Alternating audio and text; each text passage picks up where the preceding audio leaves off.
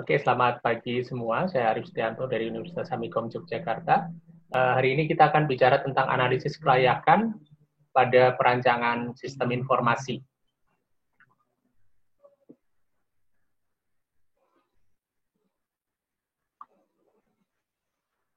Oke, jadi apa saja kelayakan sistem itu ya? Ada kelayakan secara teknis, operasional, kelayakan hukum, kelayakan perilaku, ya, ini baru, ya. Kemudian kelayakan jadwal. Jadi itu adalah aspek-aspek yang akan dinilai apakah sebuah sistem informasi itu layak atau tidak layak untuk dibangun. Nah, kita mulai dari yang sederhana yaitu kelayakan teknis. Apa itu kelayakan teknis? Kelayakan teknis ini nanti akan menyoroti kebutuhan sistem yang telah disusun dari berdasarkan aspek teknologi yang akan digunakan. Pertanyaannya ada beberapa hal yang nanti harus kita jawab ketika kita mengusulkan sebuah sistem informasi.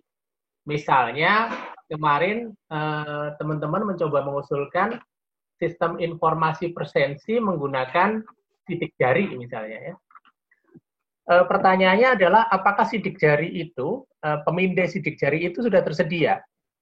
Jika iya, pertanyaan berikutnya adalah apakah teknologi dalam hal ini sidik jari tadi, ya, pemindai sidik jari, itu dapat berintegrasi dengan teknologi yang sudah ada.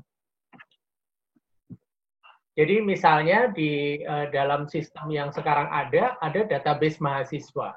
Di dalam database mahasiswa, ketika kita memakai sidik jari, apakah ada tempat di dalam database yang dapat menyimpan data sidik jari Anda? Kalau misalnya belum ada, pertanyaannya adalah untuk mengintegrasikan sidik jari, pemindai sidik jari dengan database mahasiswa yang sudah ada, itu apakah database-nya memungkinkan untuk menyimpan hasil pemindaian sidik jari tadi? Kemudian apakah sistem yang sudah ada dapat dikonversikan ke sistem dengan teknologi yang baru? Ya. Kalau Anda lihat sekarang, sistem yang ada menggunakan kartu magnetik. Lalu, di dalam sistem yang ada itu, Anda setiap hari membawa kartu. Kalau misalnya ada teknologi baru, yaitu teknologi sidik jari yang Anda usulkan, apakah kemudian kartu itu bisa diintegrasikan dan dikonversikan ke dalam teknologi yang baru? Nah, pertanyaan berikutnya adalah apakah organisasi dalam hal ini tempat di mana teknologi itu akan diimplementasikan itu menguasai teknologi baru ini. Ini kelayakan teknis ya, apalagi yang akan dipertimbangkan ya. Nah, di dalam menawarkan sebuah sistem informasi, biasanya alternatifnya tidak hanya satu, tapi ada beberapa alternatif. Misalnya, sistem presensi nih. Ya, kita nggak bisa maksa bahwa sistem presensinya harus pakai sidik jari misalnya. Sebagai seorang analis yang mau menawarkan sistem presensi dan kita ingin penawaran kita itu diterima, tentunya kita harus memberikan opsi kepada kepada calon pengguna dalam hal ini misalnya Universitas Amikom sebagai calon pengguna ditawarin sistem presensi, maka kita akan membawa beberapa alternatif. Alternatif satu misalnya, alternatif satu adalah dengan menggunakan sidik jari. Alternatif kedua pakai apa? Oh, bisa Pak, pakai kamera untuk memindai iris mata. Alternatif ketiga pakai apa? Alternatif ketiga misalnya Pak, presensinya bisa pakai QR code. Oke, jadi kita sodorkan 3 alternatif. Nah, ketiga alternatif tadi itu akan dinilai, akan di-assess apakah dia memenuhi pertanyaan-pertanyaan yang tadi saya sebutkan. Ya. teknologinya ada enggak, mahal tidak teknologinya, ya, bisa terintegrasi enggak dengan sistem yang lama, ya. Orangnya mampu nggak memakai nanti, gitu ya.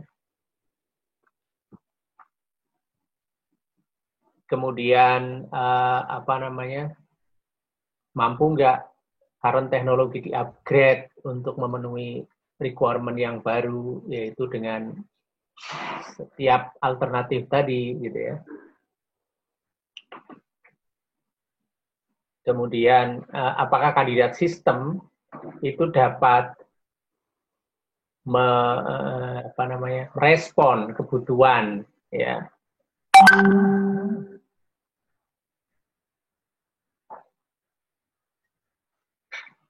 kebutuhan apa, piranti dari teknologi baru yang ditawarkan, ya. Ini semua tentang kelayakan teknis, ya.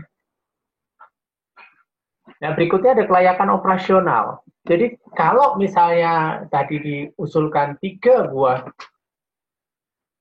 sistem presensi dengan berbagai cara yang berbeda, ya, metode presensi yang berbeda, ya, pertanyaannya adalah apakah itu layak secara operasional? Bisa dipakai enggak? Bisa menyelesaikan masalah tidak? Masalah Anda, masalah presensi adalah banyak mahasiswa yang titip. Itu masalah, kan? Tadi kita menawarkan 3 alternatif, kan? Nah, apakah ketiga-tiganya itu seberapa jauh, ya, setiap alternatif itu dapat menyelesaikan masalah titik presensi tadi?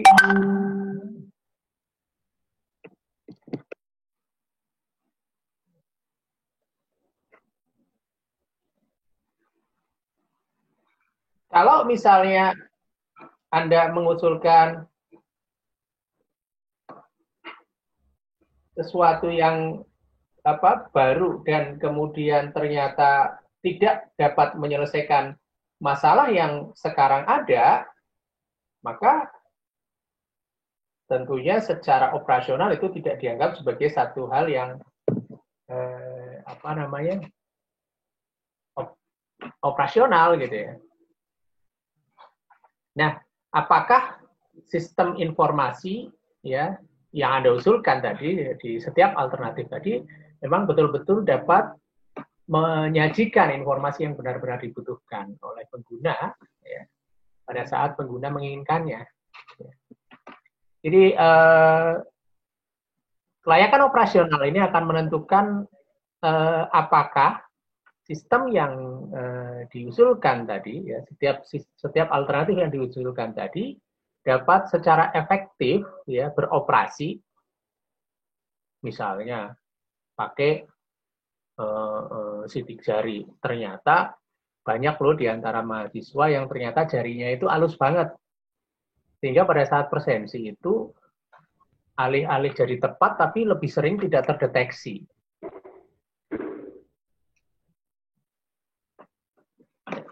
Misalnya, ya.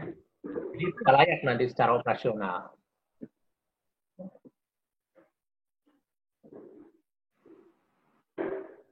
Yang kedua, misalnya kelayakan operasional itu tadi kan pakai sidik jari itu. Untuk mengadakan sidik jari untuk semua kelas di Amikom, misalnya ada sekitar 40 kelas. Satu sidik jari itu harganya katakanlah 3 juta. Berarti harus disediakan uang untuk membeli sidik jari tadi adalah sebesar 40 kali 3, ya 120 juta. Itu organisasi dalam hal ini Amikom itu bisa nggak mensupport itu? Ya. Pak, QR code pakai handphone, ya. Berarti semua mahasiswa harus pakai smartphone. Pertanyaannya, apakah organisasi dalam hal ini faktor mahasiswa di dalam organisasi Amikom itu mampu nggak pakai smartphone? Jangan-jangan masih pada pakai handphone jadul yang bukan smart, jadi nggak bisa diinstal aplikasi. Ya. Jadi itu tidak layak secara operasional, walaupun teknologinya mungkin baik, gitu ya.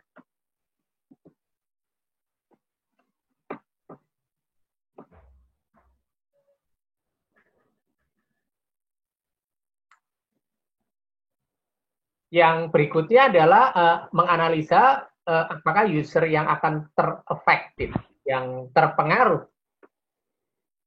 itu nanti akan mau menerima, ya, menerima cara baru, ya, menerima bisnis model baru, ya, metode bisnis baru, ya, yang apa namanya, yang barangkali menyediakan apa namanya keuntungan. Misalnya tadi usulan sistem presensi itu ada 3 ya, satu pakai sidik jari, yang kedua pakai iris, yang ketiga pakai QR code, ya.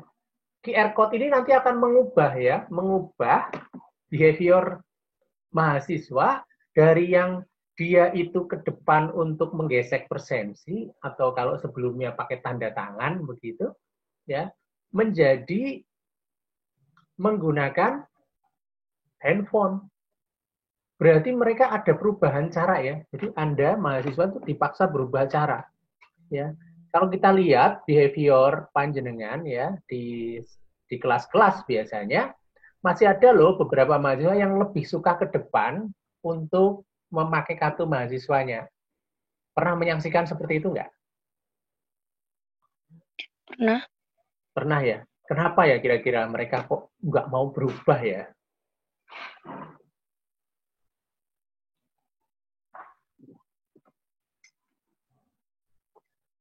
Kenapa mereka lebih suka tidak memakai smartphone-nya, tapi lebih suka deket-deket dosennya mungkin ya? Nggak punya kuota, Pak. Nggak punya kuota ya. Padahal kan di sana ada wifi. Wifi-nya kadang Lemot. lelet. Ada yang lemot. Oke, ya. Itu masuk ke kelayakan yang tadi ya, kelayakan teknis ya. Kelayakan teknis. Ada yang lemot. iOS saya nggak bisa. Ya. Anda itu pakai pengguna iOS. Pengguna iOS. Ya, mungkin yang ya minoritas lah ya, pengguna iOS di Amikom kan minoritas. HP bisa saja tertinggal gitu ya. Oke. Nah, itu jadi sebetulnya kan ada benefit ya, ada benefit yang ditawarkan untuk Anda mahasiswa, cukup duduk aja langsung deh gitu kan.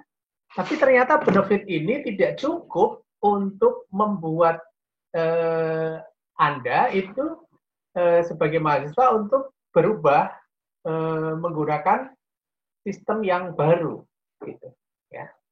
Jadi itu secara operasional dipertanyakan tuh kelayakannya. Makanya nggak berani terus ditutup yang manual, nggak bisa gitu. Bahkan sampai sekarang itu masih banyak juga mahasiswa yang sudah nggak punya handphone, kartu mahasiswa nggak bawa, terus minta-minta manual kan? Iya nggak? Nah itu bisa dibayangkan ya. Jadi mengubah hanya satu saja proses di dalam sebuah sistem informasi, ya, tinjauan kelayakan operasional itu sangat beragam. Ya. It also ensure the computer resources and network architecture of candidate system are workable. Ya. Tadi ada bilang, Pak, kadang-kadang HP-nya itu nggak punya pulsa. Pak, kadang-kadang Wi-Fi-nya kurang cepat ya. Ini adalah masalah terakhir nih. Ya, computer resource-nya nggak mendukung.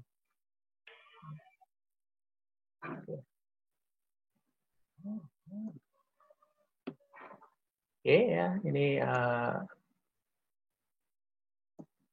nanti ini akan ada di tempat lain, pelatihan atau pelatihan ulang ya, personil ini soal behavior ya.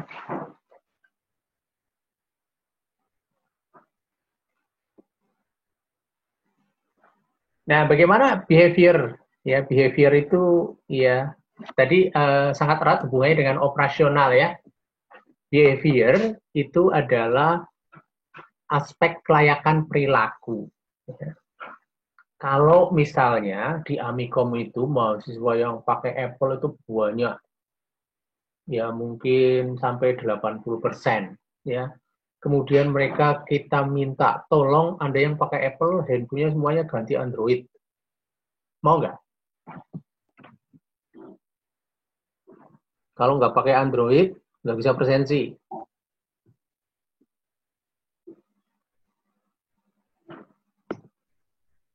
Ya, it evaluates and estimate the user attitude or behavior towards the development of new systems. Jadi ini akan mengevaluasi dan mengestimasi perilaku dari user, ya, pada saat ada sistem baru yang didevelop. Ya. Hari ini yang datang ke kelas saya itu ada 33 dari berapa mahasiswa di kelas ini? 60-an mahasiswa. Hari ini kita mungkin bukan sistem informasi yang berubah, tapi yang berubah adalah cara pembelajaran. Tapi anggaplah ini perubahan sistem informasi. Ya. Maka ternyata behavior dari user, behavior dari mahasiswa belum sepenuhnya dapat berubah. Ya, dari sistem pembelajaran offline, tatap muka, menjadi sistem pembelajaran online. Walaupun di sini sebetulnya ada benefit yang Anda dapatkan. Ya, benefitnya apa? Anda yang dari luar Jawa atau dari Jawa dan agak jauh dari Jogja, itu bisa tetap tinggal di rumah, nggak perlu kos, ya, dekat sama bapak ibu, gitu ya. Pada saat perkuliahan ini, tetapi ternyata ini perubahan ini tidak direncanakan ya, tidak direncanakan. Tapi evaluasinya adalah ternyata tidak 100% ya, mahasiswa dapat berubah behavior dari belajar offline menjadi belajar online. Nah, perubahan behavior ini juga akan berpengaruh terhadap ya special effort atau usaha ya, usaha khusus untuk mengedukasi ya, mengedukasi, memberitahu,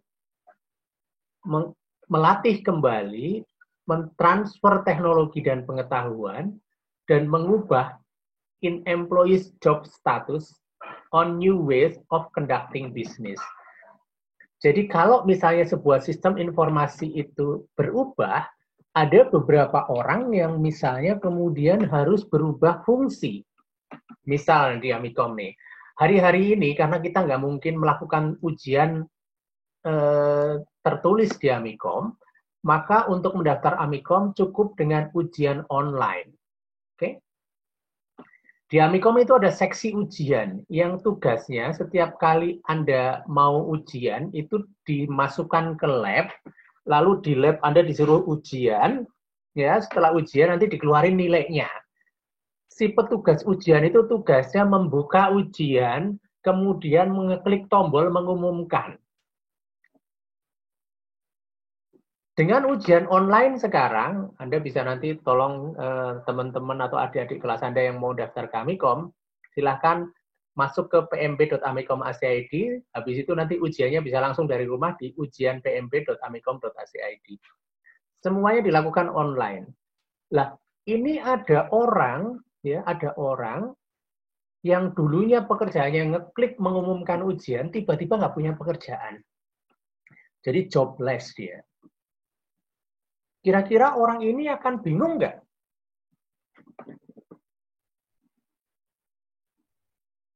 Bingung nggak kira-kira, Mas Alwan? Bingung. Juk aku ngopo yo nek ngene iki? Aku gak duwe gawean, juk gajiku nggo ngopo iki? Gitu kan?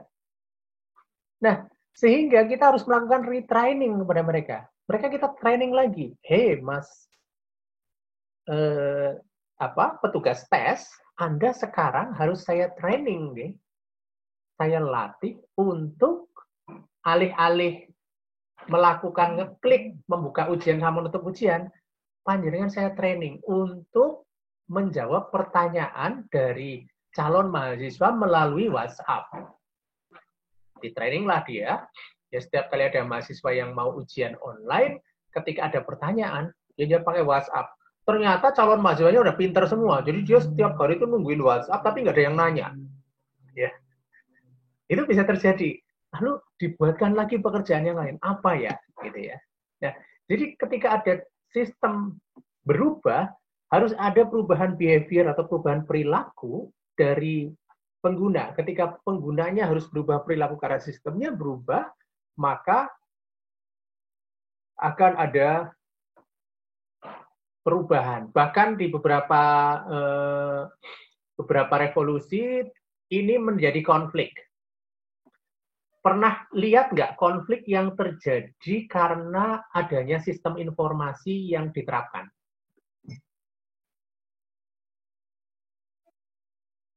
Ada di masyarakat kita? Pernah ngamatin nggak?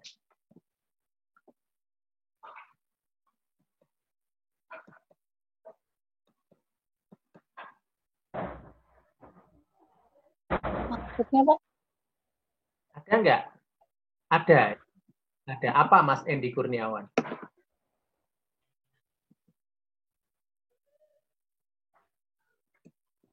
Contohnya apa? Jadi ada sistem informasi diterapkan, tiba-tiba orang yang biasa berperan di situ tuh kemudian berkonflik.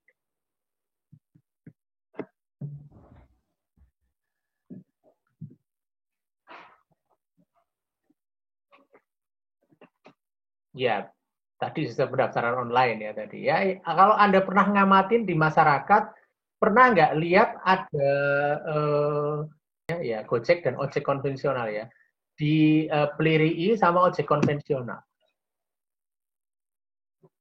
Ya. Tadinya orang pesen Gojek itu, dia itu akan nunggu di pinggir jalan, terus melambaikan tangan, kemudian ojeknya berhenti. Atau dia datang ke pos ojek, lalu ngojek.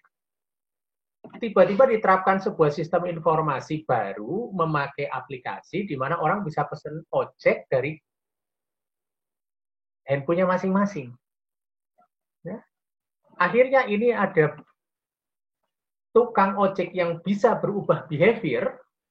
Oke, kalau gitu saya ikut aja ojek online, gitu kan? Tetapi ada juga tukang ojek yang mereka nggak mau berubah behavior, dia tetap aja nongkrong di pangkalan ojek. Yang tidak mau berubah behavior, akhirnya dia nggak mendapatkan jobless, nggak punya uang, karena nggak dapat penumpang kan? Yang ini nggak pernah jadi tukang ojek karena ada dia mahasiswa misalnya, dia nggak pernah jadi tukang ojek, ya, malah dia dapat uang, ya. Nah, sehingga di sini pada saat kita pada kondisi itu kita harus melakukan edukasi kepada tukang ojek konvensional, mas ojek, taksi konvensional, mas taksi, agar Anda dapat mendapatkan penumpang kembali. Tolong dong Anda berubah. Berubahnya gimana? Yang dulunya nggak pernah pakai handphone bagus, pakailah handphone yang smartphone, bisa diinstal aplikasi. Mereka aplikasinya. Dulunya tukang taksi yang sudah umur 50-an tahun itu nggak pernah dia uangnya ada di bank. Tiba-tiba dia harus pakai jadi taksi online. Uangnya masuknya lewat bank. Awalnya kan dia nggak percaya. Mosok bayar ngitung di handphone sudah kebayar tenane gitu kan? Itu kan perubahan. Perubahan perilaku. Bagaimana dia menyikapi uang. Yang biasanya dia mendapatkan uang tunai, ya, tiba-tiba dia mendapatkan uang yang nggak pernah dia bisa lihat. Ya. Nah, ini adalah behavior visible nggak? Layak nggak ketika mereka kita paksa berubah, ya? Ya, walaupun mengalami pasang surut, akhirnya setelah 5 tahun ini, sekarang hampir semuanya sudah bisa berubah, ya. Tapi di awal-awal itu konfliknya cukup banyak. Ya. Pesan makanan itu juga begitu, ya. Itu warung itu sekarang sudah mulai berubah kan, bagaimana dia mulai berubah menggunakan GoFood ya, menjualnya lewat GoFood dan sebagainya.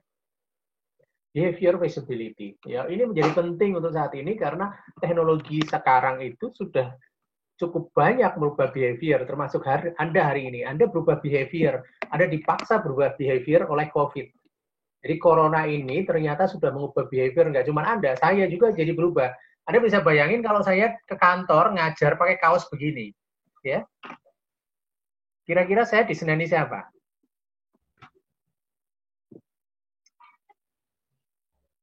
Sambil ngopi. Ya, saya diseneni Pak Satpam, ya. Sekarang Saya bahkan Anda tahu nggak kalau saya itu nggak pakai celana panjang. Dan boleh sekarang ngajar begitu. Ya. Jadi corona ini ya telah mencoba melakukan perubahan behavior buat Anda mahasiswa, buat kami dosen-dosen mengubah cara berpakaian pada saat mengajar. Ya, saya ini di balkon ini kayak orang gila ngomong sendiri ya, dan gak ada yang ketawa. 4 minggu yang lalu kalau saya di balkon ngomong sendiri begini, tetangga saya mungkin akan tanya kan, Pak, obatnya habis kapan gitu ya. Oke. Nah, behavior changes ya, banyak sekali ya. Yang namanya pengajaran jarak jauh, sebetulnya sudah kita punya, Amikom sudah punya pengajaran jarak jauh sejak sekitar 5 tahun yang lalu. Ya. Tapi yang namanya dosen-dosen yang diminta untuk mengajar jarak jauh itu jarang yang mau. Ya. Jarang yang mau.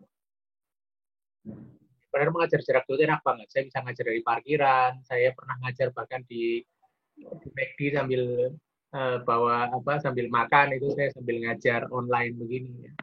Tapi dengan adanya corona ini, ya dosen-dosen yang sangat sepuh sekalipun, ya yang usianya sudah mungkin 60 gitu ya, itu mau nggak mau mereka berubah behavior, berubah perilaku. Ya. Hari pertama, hari Senin waktu kita mulai kuliah online ini masih banyak yang gagal. Ya sampai kita melakukan pelatihan. Jadi dosen-dosen yang belum pernah mengajar online, yang biasa di depan kamera, itu kita datangi satu-satu, kita ajari bagaimana cara pakai Zoom. Anda jangan bayangin kalau dosen-dosen seperti Anda ketika dapat teknologi baru langsung Anda bisa melakukan ya. Untuk yang sudah lebih sepuh ya, sudah lebih tua dengan kebiasaan, dengan behavior, dengan kebiasaan yang sudah lama itu akan sulit untuk berubah ya. Kalau Anda kan ibaratnya Anda lahir itu sudah ada smartphone ya. Kalau dosen-dosen yang sudah usia 60, 50 ke atas itu pada saat mereka lahir itu komputer aja belum ada. Ya, jadi akan berbeda kecepatan untuk melakukan perubahan behavior. Ya, ada pertanyaan sampai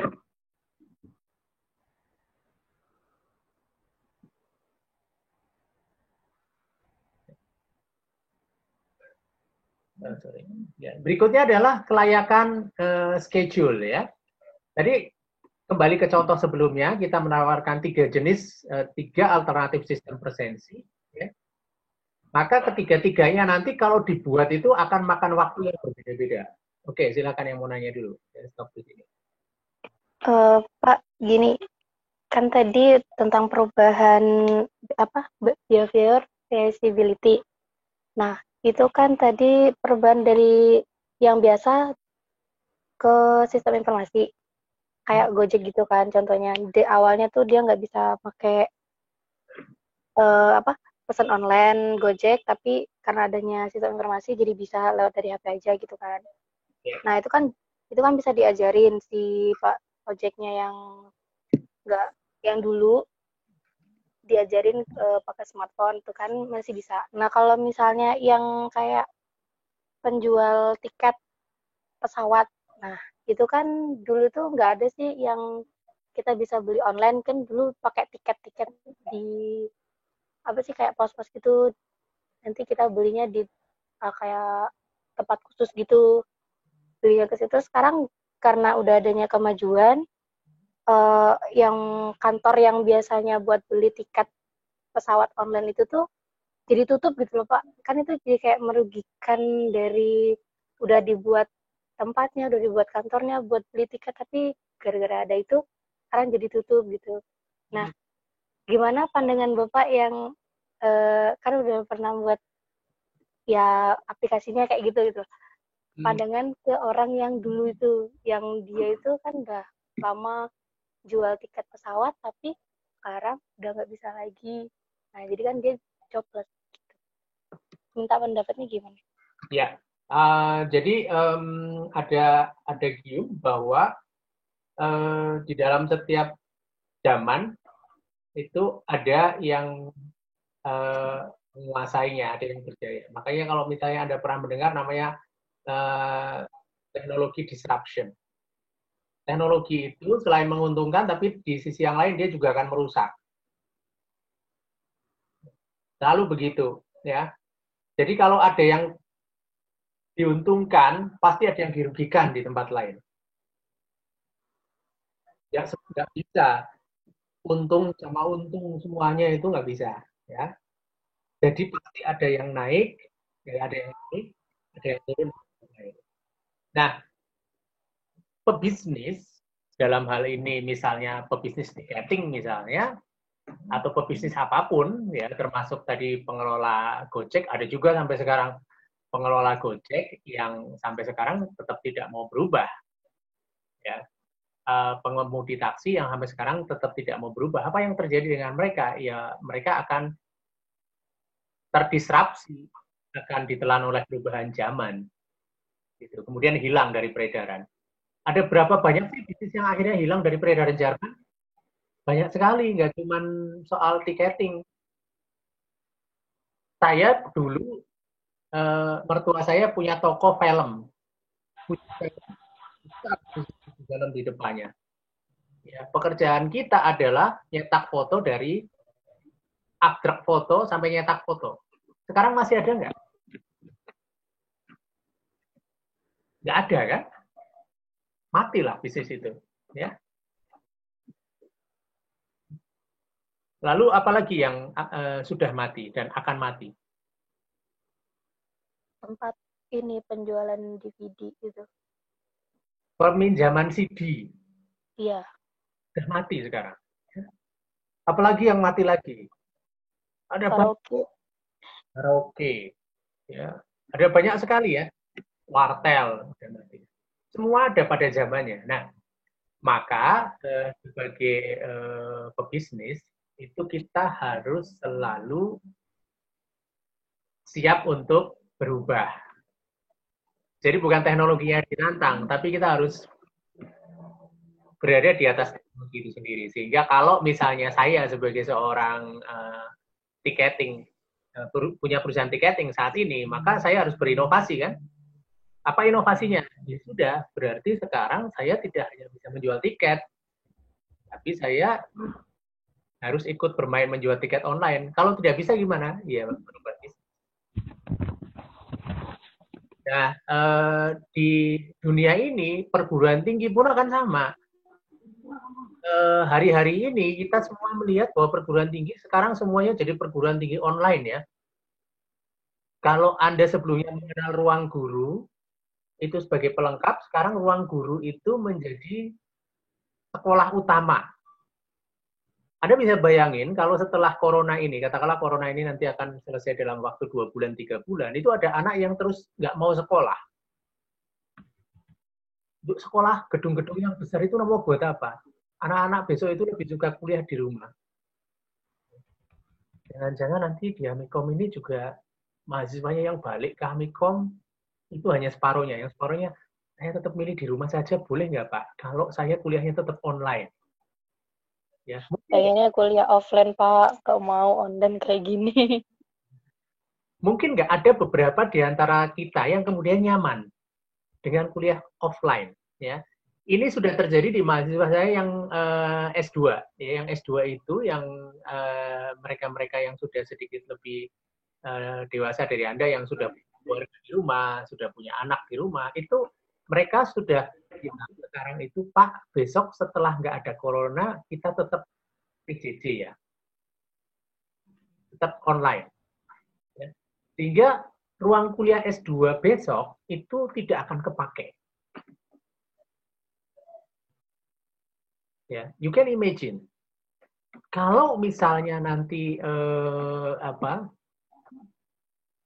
bisnis perguruan tinggi itu lama-lama nggak punya ruangan, dan itu sudah terjadi, ya, sudah terjadi di beberapa perguruan tinggi di dunia.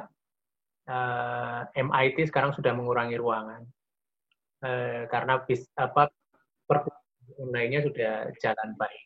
Ya. Kemudian ada lagi apa itu, Mas? Supermarket. Supermarket lama-lama akan hilang karena kita lebih nyaman sekarang Pak kalau beli online. beli elektronik online, beli handphone online. Ya. Di Amerika sekarang jumlah jumlah bisnis retail ya, yang menyewa ruangan di semacam mall-mall itu sekarang sudah mulai berkurang dan sudah banyak yang kosong. Kenapa? Karena kalah dengan penjualan online. Perbankan sekarang pegawainya tinggal 10%. Jadi yang dulu Anda itu suka ke teller, sekarang Anda lebih suka bayar lewat internet banking atau lewat ATM paling lama, paling sial. Nggak lagi ketemu dengan teller, sehingga pegawai bank itu sudah turun jumlahnya menjadi 30%. Jadi terpakan semua oleh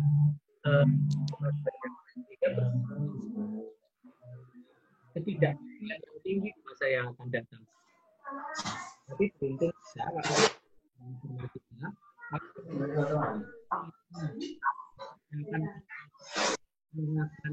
menggeser ya seluruh jenis bisnis di masa yang akan datang. Dan tidak akan terjadi dalam 10-20 tahun ke depan. Ada gelombang yang namanya digital transformation.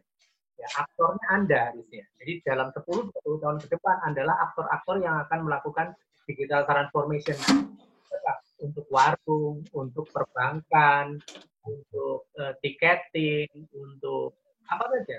Ya, mereka ini nanti akan ada orang yang tidak melakukan pekerjaan, ya. Tetapi ada orang-orang baru seperti Anda ini yang nanti akan mendapatkan pekerjaan baru. Jadi ini kan semacam pergantian saja. Pergantian siapa yang gilirannya berkarya gitu ya. Kalau mereka-mereka yang masih sampai sekarang masih tetap bisnis wartel saja maunya gitu ya sudah, take good base saja. Ya, karena zamannya sudah tidak gitu lagi. Kira-kira begitu. Jadi setiap perkembangan teknologi, penerapan teknologi baru itu selalu mengandung risiko. Resikonya itu selalu ada risiko baik dan juga ada risiko buruk. Cuman kita bisa mundur. Kita nggak bisa punya jalan mundur, jadi mau nggak mau kita harus maju, go ahead, ya.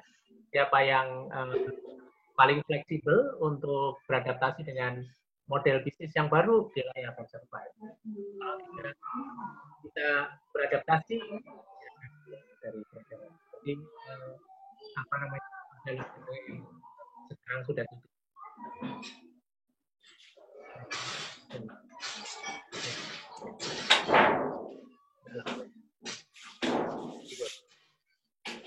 Ada lagi pertanyaan? Tapi beberapa sekolah masih ada yang kurang bisa memanfaatkan. Betul, seperti Anda sekarang ini, dari mahasiswa saya yang 60 ini, yang bisa memanfaatkan juga baru 33 kok. Jadi di setiap kelas ini sekarang tingkat huniannya itu tidak 100%, tapi mungkin 60 atau bahkan 50% saja. Artinya masih ada 30-40% orang yang belum bisa ikut bertransformasi. Apa yang terjadi dengan mereka? Ya mereka nanti akan balik ke jalan mundurnya. Kalau masih ada jalan mundur, secara umum kita nggak bisa punya jalan. Ke depan inilah yang akan terjadi, Bapak Ibu.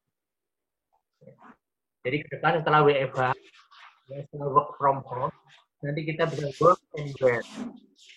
Kita bisa bekerja dari mana saja. Setelah belajar dari rumah, ya study from home, nanti kita bisa study dari mana saja. Jadi kalau misalnya nanti sudah nggak ada corona, mungkin Anda mau pelesiran ke mana? Wah, bulan ini saya lagi nggak suka di Jogja nih, saya mau di Sanur aja. Saya ke Sanur, sewa rumah di sana, ya. Selama sebulan Anda wisata sambil kuliah tetap jalan. Nyaman nggak begitu?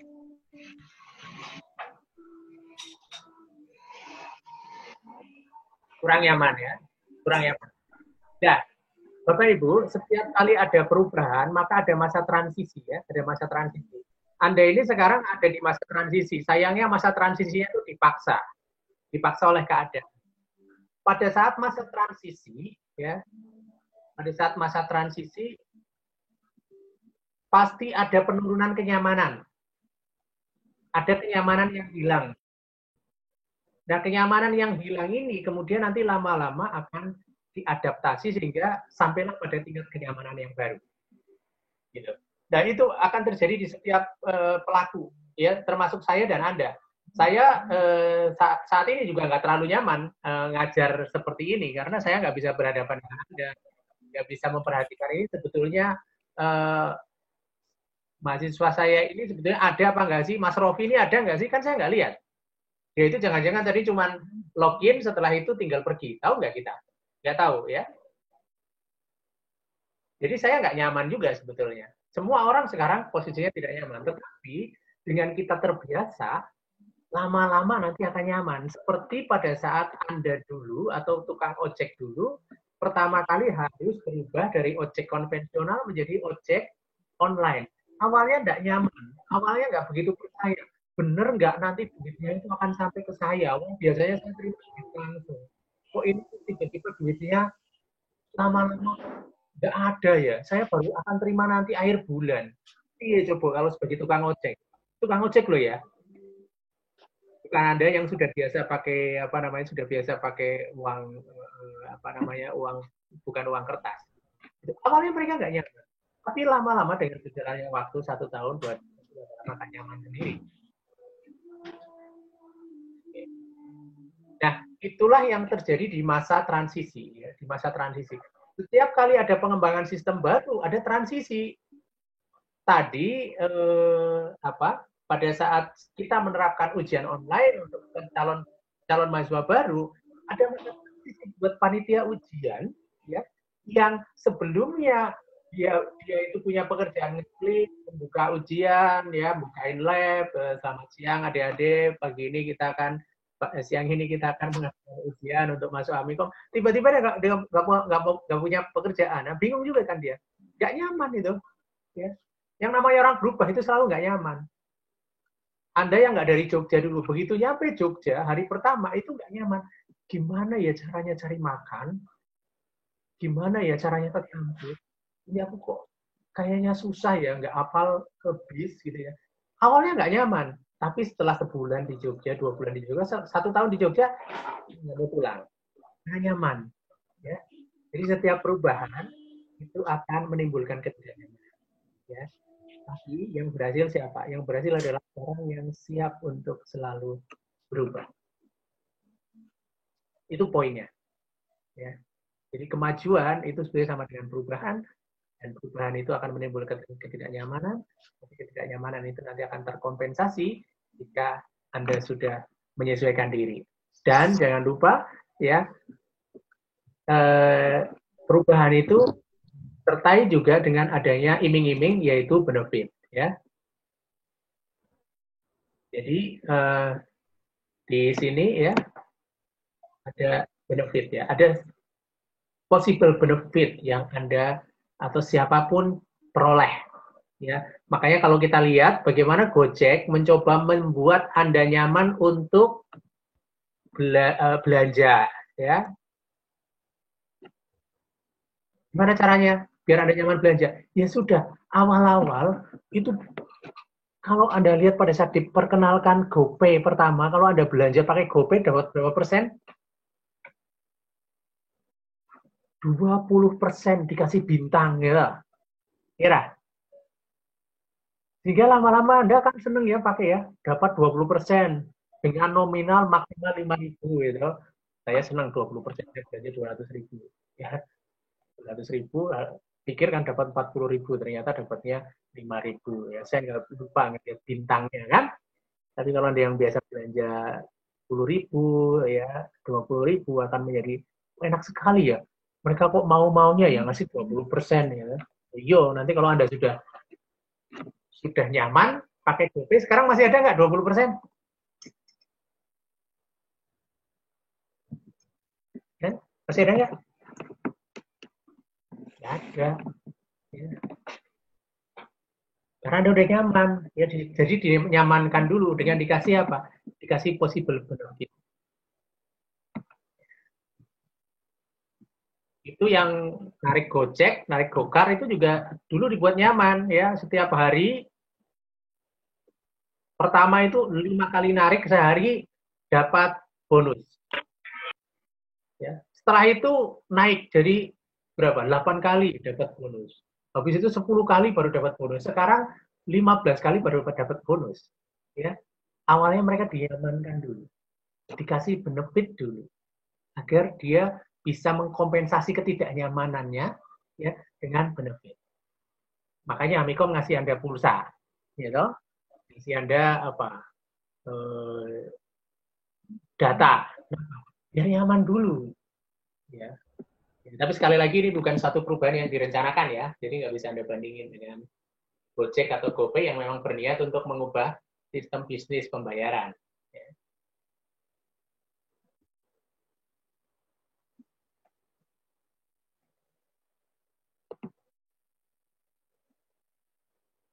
Oke, ya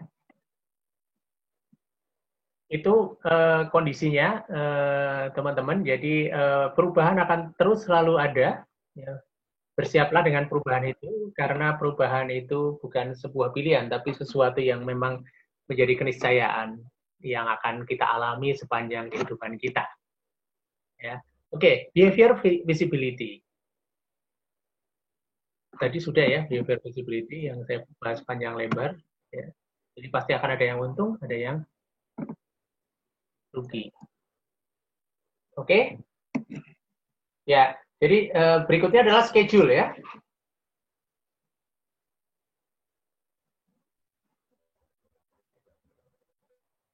Schedule visibility, kenapa itu wow? Schedule visibility itu kita bicara tentang apakah proyek yang dikerjakan atau pengembangan sistem informasi yang dikerjakan itu waktunya layak. Misalnya ada dituntut untuk sistem presensi itu jadi dalam waktu 3 hari 3 malam. Mungkin nggak? Nggak mungkin ya. Berarti itu tidak layak secara schedule. Ya. Nah itu nanti dilihat berapa lama di term and condition sebuah proyek itu biasanya dikasih waktu. Berapa lama sih proyek pengembangan sistem informasi itu diberi waktu? Cukup nggak kita membuatnya? Jadi reasonable nggak? Masuk akal nggak? Kalau nggak masuk akal ya jangan dilakukan.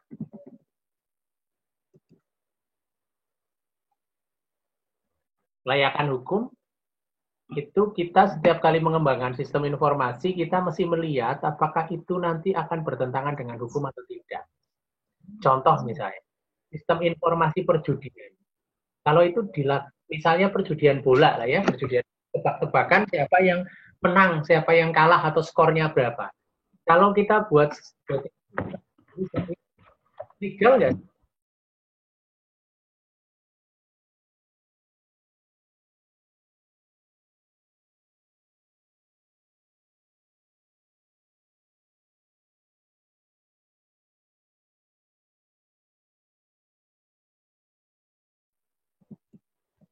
Menurut Anda legal nggak kalau kita buat sistem informasi perjudian? Ya, atau kalau Anda lihat di website ada betting system. Negara kita Indonesia. Boleh? Enggak boleh. Nggak boleh. Kenapa? Judi itu ini. Kenapa nggak boleh?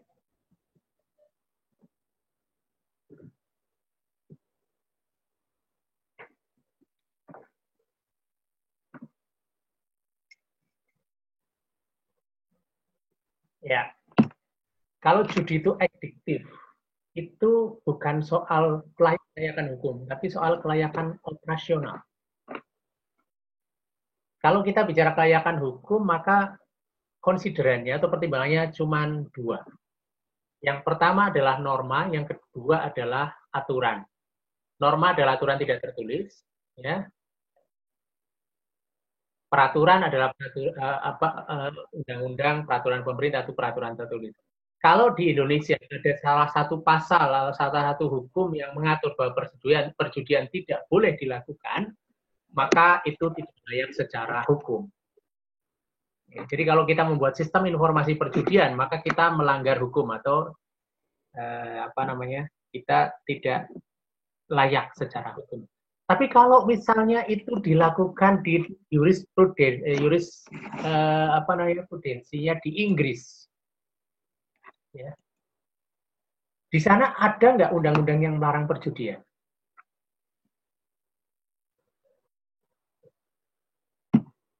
Tidak ada. Sehingga sistem informasi perjudian, betting system di Inggris itu boleh. Dan banyak, ya.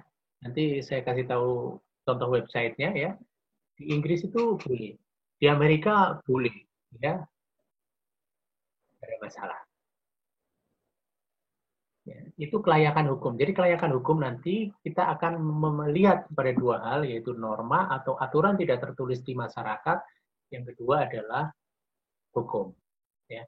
Di Indonesia, karena kebanyakan itu Muslim misalnya, secara etis, secara etika, ya, secara norma, maka perjudian itu adalah haram.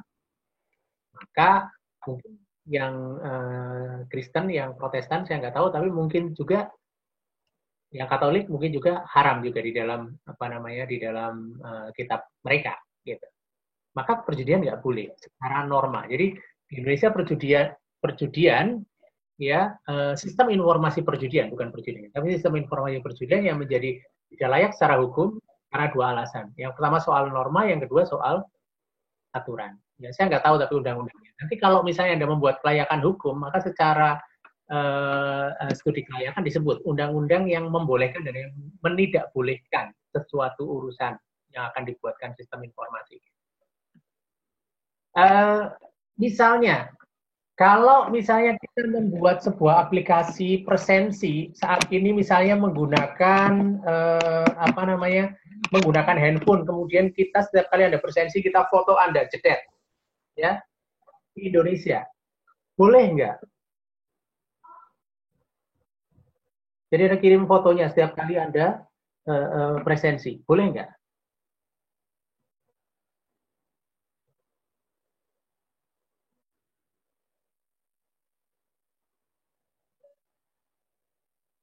Nggak boleh. Kenapa nggak boleh?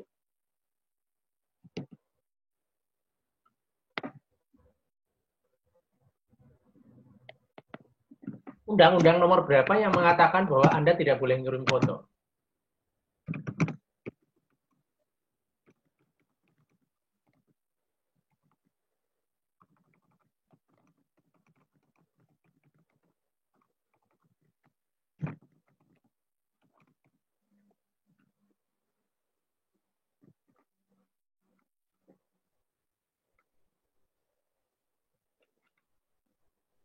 Boleh tidak? Boleh, karena di Indonesia tidak ada undang-undang tentang privasi yang mengatakan bahwa gambar wajah itu adalah copyright miliknya si pemilik wajah. Itu nggak ada di undang-undang privasinya. Tapi kalau Anda bawa ke jurisprudensi yang ada di Inggris atau di Eropa, itu diatur bahwa ketika saudara ingin mengambil foto wajah, maka saudara harus menandatangani konsen bahwa foto wajahnya itu boleh diambil dan ditaruh di dalam aplikasi. Itu ada undang-undangnya, ya, undang-undang tentang privacy. Kita belum ada undang-undang tentang privacy. Ya, ada tapi tidak sedetail sampai misalnya wajah itu boleh di-share atau tidak dan seterusnya. Makanya ada ada kasus ini dengan Zoom, ya, yang mengatakan bahwa Zoom itu mengoleksi wajah-wajah terus ditaruh di Facebook, itu kemudian menjadi masalah. Itu di jurisprudensi Amerika, yang mereka punya undang-undang tentang privacy. Nah, kita undang-undang tentang privasinya belum dalam melindungi wajah kita. Jadi kalau ada yang foto Anda kemudian di-share, itu undang-undang ITE mengatur tentang privacy sharing wajah nggak?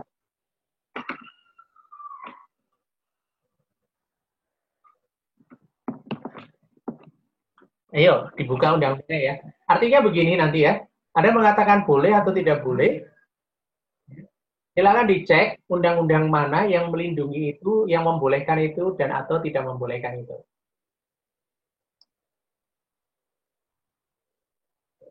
Dicek dulu. Saya juga nggak tahu, saya bukan ahli hukum. Tapi nanti Anda harus berhubungan dengan ahli hukum untuk menilai kelayakan sebuah sistem informasi. Oke, yaitu kelayakan hukum, ya. Nah, lalu kelayakan ekonomi.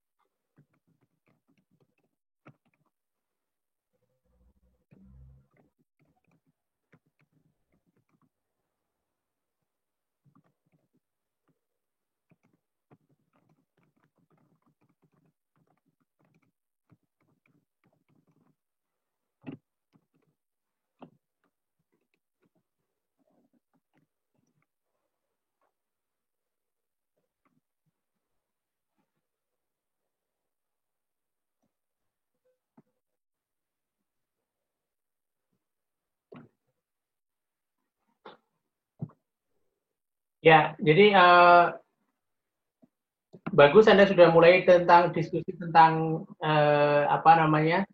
undang-undang ya. Jadi nanti yang diharapkan pada saat kita menyatakan sesuatu itu diperbolehkan atau tidak, kita perlu menulis seperti yang ditulis Sena ya, Sena.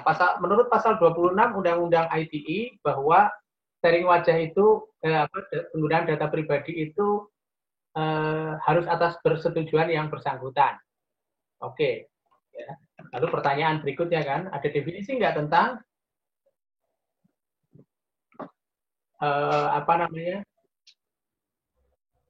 tentang wajah, ya. Wajah itu termasuk yang mana? Ada disebutkan secara jelas tidak? Kalau tidak, di situ ada perdebatan hukum. Oke. Nah, di kelayakan hukum nanti, setiap hal yang akan dilakukan oleh aplikasi mesti ditinjau oleh ini. Layak nggak secara hukum?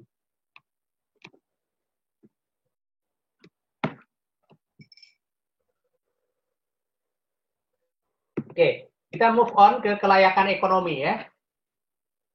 Kelayakan ekonomi adalah pada intinya akan menilai apakah sebuah sistem informasi itu kalau dibuat itu akan memberikan dampak keuntungan secara ekonomis. Nah, karena pembuatan sistem informasi itu nanti akan melibatkan investasi baik itu di software maupun hardware, maka di situ ada biaya yang akan ditimbulkan. Misalnya, saya mau buat sistem presensi pakai sidik jari, berarti kita harus investasi hardware, yaitu pemindai sidik jarinya. Ya. Yang kedua, kita harus membuat softwarenya. Untuk membuat softwarenya, kita memerlukan biaya. Ya. Nah, biaya-biaya yang dikeluarkan itu apakah memberikan nanti akan memberikan keuntungan yang cukup untuk menutup biaya yang dikeluarkan? Jika iya, maka itu bisa dilakukan. Tapi jika tidak, maka tidak bisa dilakukan. Nah, untuk menghitungnya pakai apa? Untuk menghitungnya,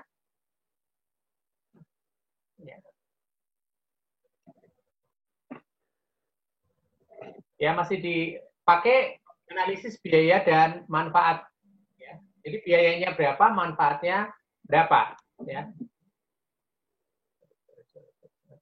Ya. Nah, kelayakan ekonomi di sini ini akan mengevaluasi efektivitas, keefektifan, ya, keefektifan investasi, ya, efektivitas cost, biaya dan manfaat, ya, dari setiap alternatif solusi yang kita tawarkan. Ya. Nah,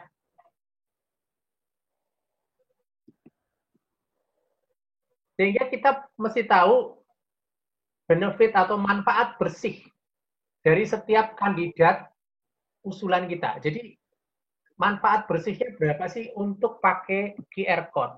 Manfaat bersihnya berapa sih untuk pakai sidik jari? Berapa sih manfaat bersihnya kalau kita pakai iris? Ya.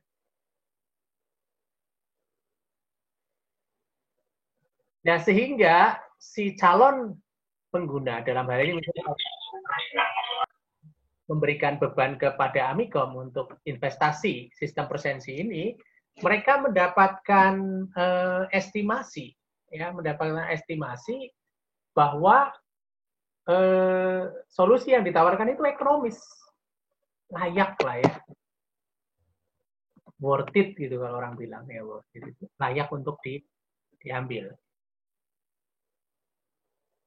Sehingga di sini yang ingin dimaksimalkan dari setiap alternatif itu adalah keuntungan bersihnya dan seberapa cepat investasi itu akan dikembalikan, ya, dengan risiko yang sekecil mungkin pada saat kita mengembangkan, ya, sistem yang dimaksud.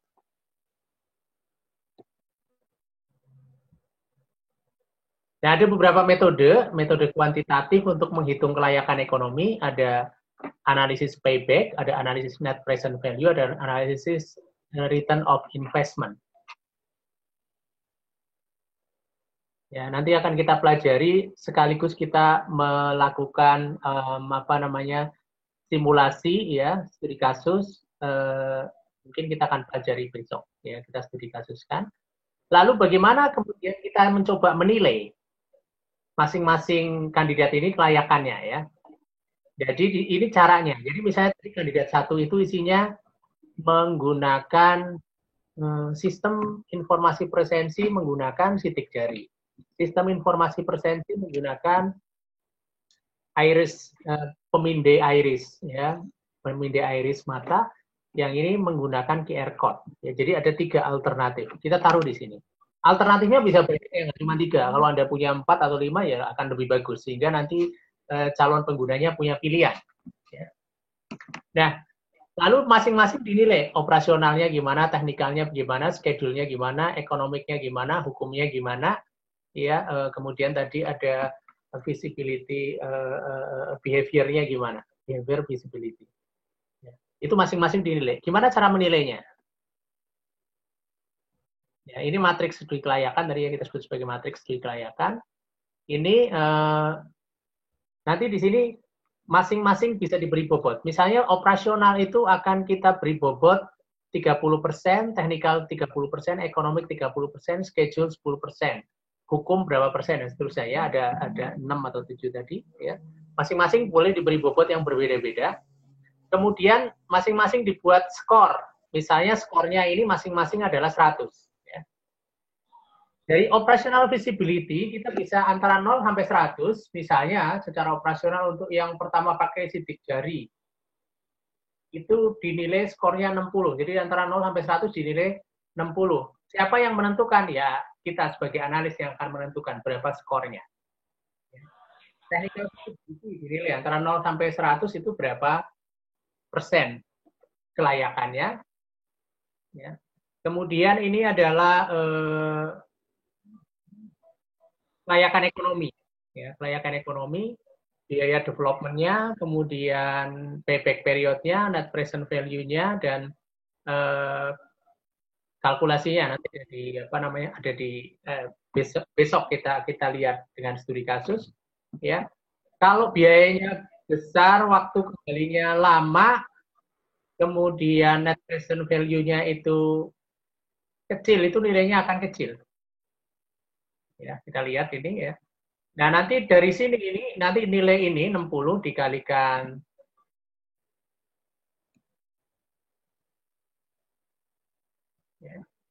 60 dikali 30% ditambah 50 dikali 30% ditambah 60 dikali 30% bobotnya ditambah 95 dikalikan 10%, nanti dijumlahkan ketemulah angka skor akhirnya. Angka skor akhirnya itu nanti bisa kecil sampai besar ya. Kita akan tentunya memilih yang besar, yaitu yang biayanya rendah, ya operasional visibility-nya kalau perlu nilainya tinggi, technical visibility nilainya tinggi, schedule visibility-nya nilainya juga tinggi. Nanti akan mendapatkan nilai yang bagus. Jadi kalau kita lihat ada 3 alternatif kandidat ini, anggaplah kandidat yang nomor 2 inilah yang nanti akan sebaiknya dipilih secara kelayakan.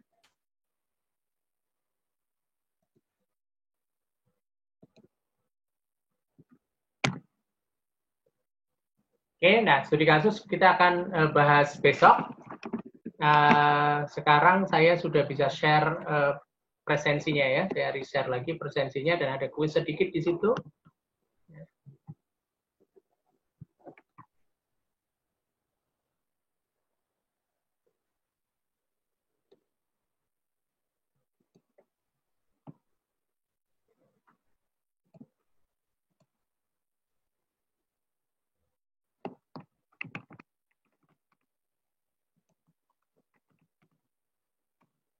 Ya, sambil Anda presensi, kalau ada yang mau nanya silahkan. Jadi hari ini kita sampai di sini, besok kita akan studi kasus untuk menilai kelima kelayakan yang tadi.